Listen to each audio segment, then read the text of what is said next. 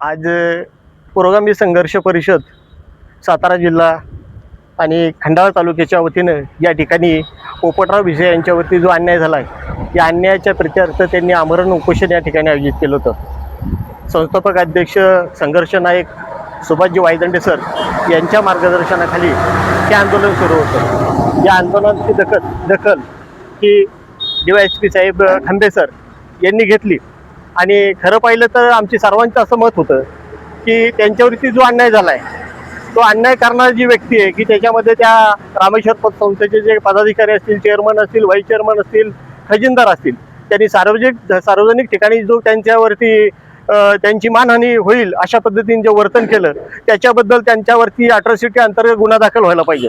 आणि त्या अंतर्गत आम्ही या ठिकाणचे जे DYSP खंबे सर यांना भेटलो आणि त्यांच्याशी सविस्तर अशा मी सर्वांनी चर्चा केली। चर्चेअंतर्गत त्यांनी आम्हाला एक आश्वासन दिलं की एक अभ्यासासाठी आम्हाला एक 10 दिवस द्या आणि त्याच्यानंतर यथायोग्य कारवाई आम्ही त्यांच्यावरती करू। खरं पाहिलं तर त्यांना हा न्याय मिळायला पाहिजे। आमच्या सर्वांच्या भावना त्यांच्याबरोबर आहेत। नजीकच्या काळामध्ये जर त्यांना कधीही गरज पडली तर आम्ही सर्वजण त्यांच्या मदतीला धावून येऊ ही अपेक्षा या ठिकाणी व्यक्त करतो आणि थांबतो। धन्यवाद।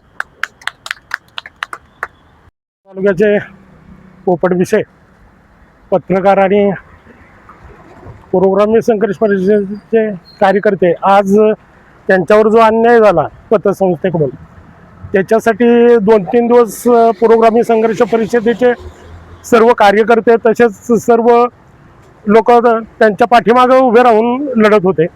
आज त्या आंदोलनाच्यासाठी तात्पुरती एक 10-12 दिवसाची स्थगिती आज सरांनी देऊन पुढील ह्याच्या चौकशीसाठी एक 10-12 दिवसासाठी स्थगित करण्यासाठी सांगितलं आणि ते सर्वांनी मान्य केलेलं आहे।